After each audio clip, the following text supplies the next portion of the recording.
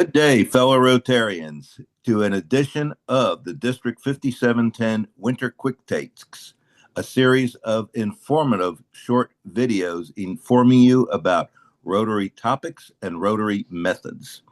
Today, I am very excited to introduce Whitney Hahn, a Rotarian from Frederick, Maryland, to share with us the storytelling framework, how to communicate clearly, rally volunteers, and move people to action.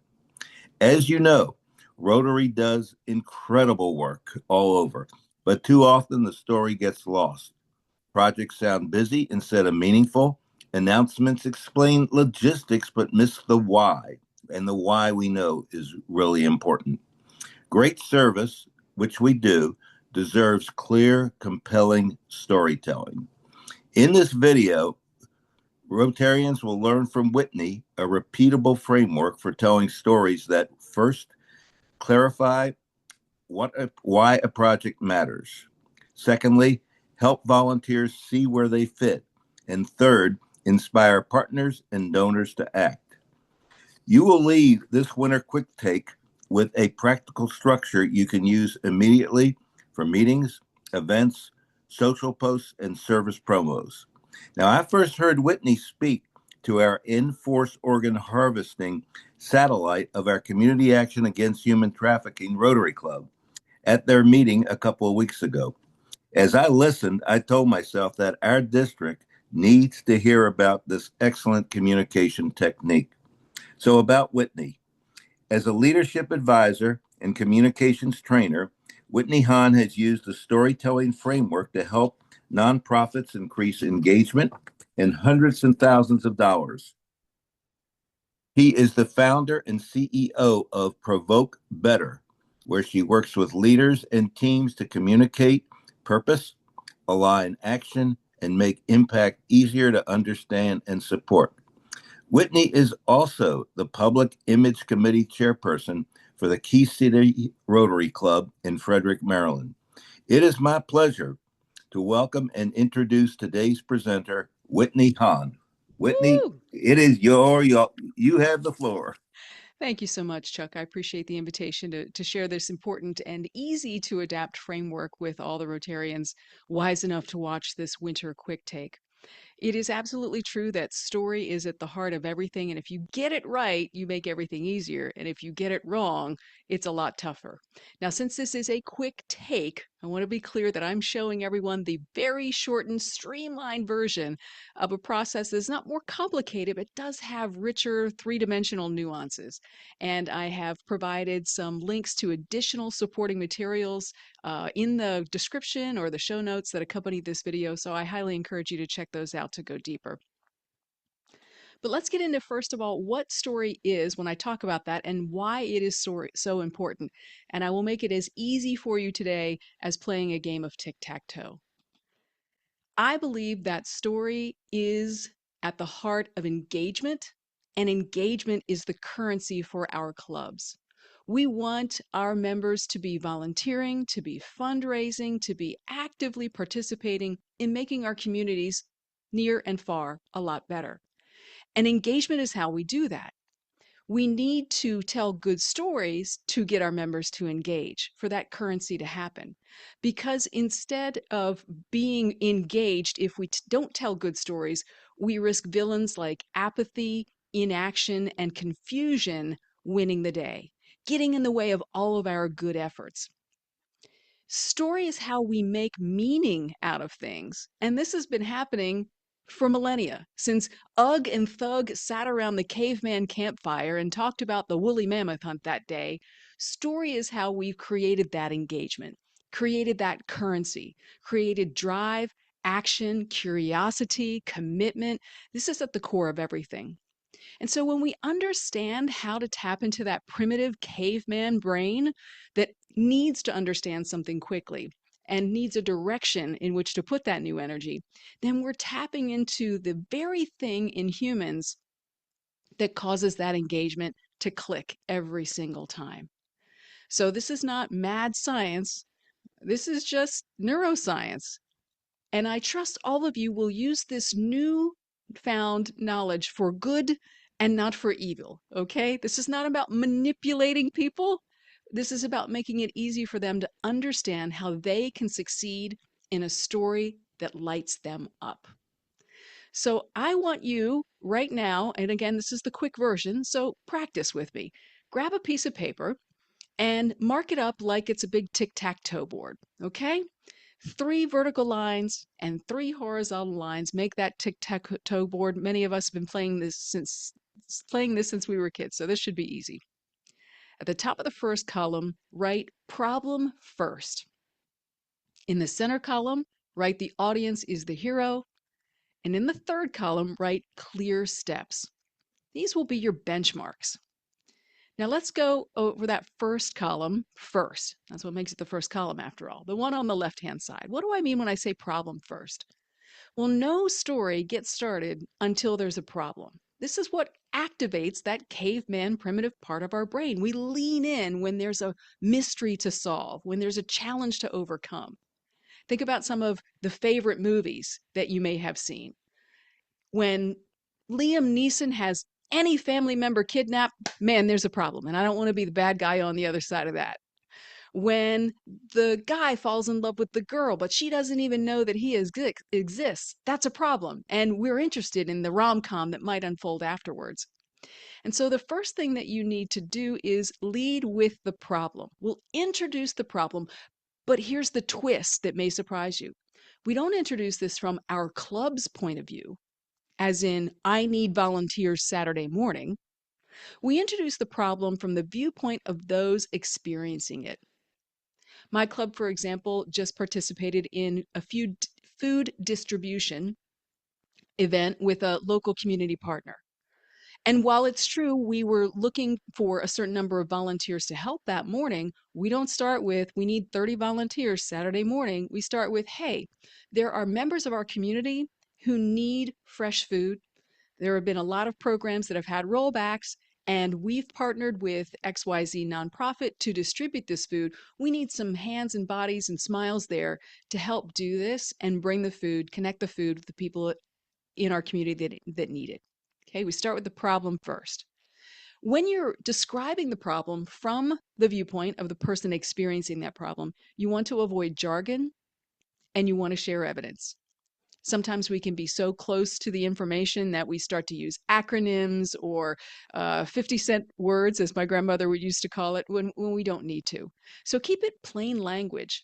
You want it to pass the caveman test, or to put it more specifically, the fifth grade reading test. So if it sounds conversational and it's so simple that a 10-year-old would understand it, then you're being engaging. And when I say share the evidence, I'm encouraging you to use a small personalization. How many families in our community, for example, are expected to benefit from this drive? Well, we'll be serving 300 families if we have 30 volunteers. Or we know that if food distribution is not completed in our community, there may be 300 families who go without a meal this weekend or in the upcoming week. So those little data points can actually be great pieces of evidence to share and help make the problem real, help make it three-dimensional and tangible. And it starts to activate the visualization part of our brains and say, well, I can picture 300 families, or I can picture 2,000 pounds of food that we will distribute this weekend, or 2,000 cans of non-perishable food items. And this starts the engagement engine going. That second column in the middle, then, is the next big twist that you need to make in your storytelling. Too often, we set ourselves, our Rotary clubs, up as the hero of the story. And that's not really what's happening. The individual who is participating in that event, in the fundraising, in showing up at meetings, they want to be the hero of their own adventures. And this is true for all of us. We want to be successful in something that makes us feel good. And so the solution, as you start to talk about it, puts the audience member in that hero role, not the club. Let me give you an example of how that language changes. Instead of saying, Key City Rotary Club succeeded in blah, blah, blah, we talk about the partner that we may have helped or the recipients of the work that we did And Key City Rotary has just been what we call the guide or the facilitator. We're making it possible to do this more quickly, easily, etc. But we don't become the hero, the people participating do. So, in your communications, think about how you can articulate how the club will help the hero, the listener of to the story in this example, to transform that bad situation into a better one. That invites them into the story in a place where they feel like they have ownership and where they're more likely to be engaged. Finally, in our quick take, the third step in this tiny story arc is the clear steps. What comes next? So often we assume, if we're the one putting on an event or hosting a fundraiser, getting volunteers ready for something, we assume everyone knows all the details that we have. In our recent distribution event, and these are real examples from my club, the organizer was so excited about it, he put a social media post out reminding everybody, hey, it's this Saturday at 10, but forgot to re include the location. Now, it seems like a simple thing because he thought it was obvious to everyone, but in fact, for me, it was the first time I'd seen the announcement. So don't make assumptions, give clear steps. Once you have people engaged and their energy is up, point it in one very specific direction. And this is the call to action. So be specific. If our distribution event required a registration, ask people to register today. If the fundraiser requires a pledge commitment, ask for the pledge commitment. If the committee volunteer requirements are that you are invited to attend the next meeting, state when the next meeting is. Give that energy a place to go, and you'll be much more successful in getting people to take action that puts them in the hero position to solve a problem. One more real world example of how this works and why story hits differently. When you start with the problem, not the event, that's where engagement happens. So let's take a different example of a literacy campaign, for example. The problem is from the point of view of the person experiencing it, the kids in our community in this example, too many kids in our town still can't read at grade level. That's a very different opening line than, I need 15 volunteers to go read at the elementary school this week. Think about how many announcements in your club may start the second way when they'd get far more engagement if they started the first way. Story just hits differently. So instead of asking for volunteers, talk about the problem, not the event. And when you do that, you also want to then focus on the end goal, not the means. Volunteering to read is the means, but the end goal becomes very different. The end goal is that we have kids reading at grade level, that we have children who will grow up to be more educated, and more educated children translates into a better lifestyle, uh, better revenue, better career earning potential, all of the wonderful things that go with being able to read and write at grade level.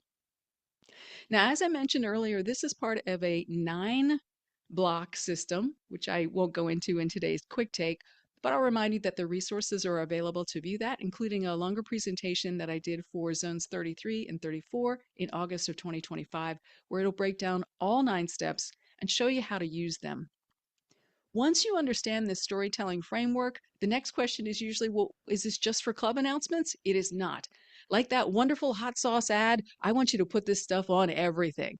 Use this structure in your storytelling for social media, for grant proposals, to engage with community partners, to recruit for new members. Put it on your website copy, in your press releases, use it in your in club meeting presentations. This storytelling framework works every place, including with your own family members. You need the kids to take out the garbage? Make them the hero of taking out the garbage. It works surprisingly well because our primitive caveman brains want to connect with that story. Chuck, I'll turn it back over to you at this point, but I'm happy to take any questions that you may have since you're my audience of one today. And my contact information is on the screen as well. Happy to talk about this. If you want to connect with me on LinkedIn or send me an email, it's always great to hear from my Rotarians around the country. Whitney, thank you so much for doing this. We really do appreciate it. And This, I really liked it because it took your 9 step process and got it down into the 3 steps of, introducing the problem from the viewpoint of those experiencing it. The audience is the hero, and that's so important. Your second point. And the third point, call the hero to action. Be specific. And your example of, let's include also the location where we're going to have our service project, kind of important to do too. So Sure is. I have one question though too, Yeah. and that is one of the challenges our clubs have. In fact, I think as Rotarians we have, particularly here in the Midwest for sure, we don't like to toot our own horn. Hmm. And yes, we do, you know, share what we do within our district, such as in the newsletter and so forth. Right. But externally, we need to do a much better job. Can this technique work on letting our communities know the amazing work our clubs do? Absolutely can. Absolutely can. And press releases is one of my favorite ways to use the storytelling framework in a way that journalists respond to because they like story too, and our community responds to without putting ourselves or clubs in the hero role. I mean, the work that we do almost never happens in a vacuum. We're partnering with other agencies, nonprofits, and individuals in our community, and they're the heroes. So the that second step becomes more about highlighting the partnership, the connection, and the collaboration rather than it was just us. We made it happen. Now, we certainly are fuel in the system, but we don't make up the entire engine. And so you can let that come through in your writing, and that's how you use the storytelling framework to be honest without becoming the egotistical hero in the story. Right. Right, exactly. In other words, take a little credit, but at the same time, the audience is the hero. That's such good advice to remember. And Absolutely. also, I know this works too for fundraising It does. because, yeah, and it's a story that I've used a lot of times in my club that we wanted to raise $1,000 to help people in Panama with their some water issues. Hmm. So we put it in terms of how many water filters can we contribute today? Yes. Yes, perfect. And that's a wonderful example, Chuck, of using the end result rather than the means. The Right. means is we're raising money. The end result is the X number of people in this community will be able to have clean water because we helped supply this number of water filters. And Go that also straight to the result. Yes. and that also has to do with the impact, which, as you know, Rotary is certainly focusing on. In fact, next year's presidential message is create lasting impact. So this all ties very well together. And Whitney, I really appreciate how you're sharing your storytelling framework this morning and how it will better help us communicate clearly, get people to move to action, to contribute, let the community know what we're doing. And I am so looking forward to seeing how our members can apply this technique in their club activities. Whitney, thank you again for being with us today. And a big thanks to our tech chair, Vernon Turner, for his behind the scenes work to make things happen. So, Vernon, you're our unsung hero, too. So, thank you all.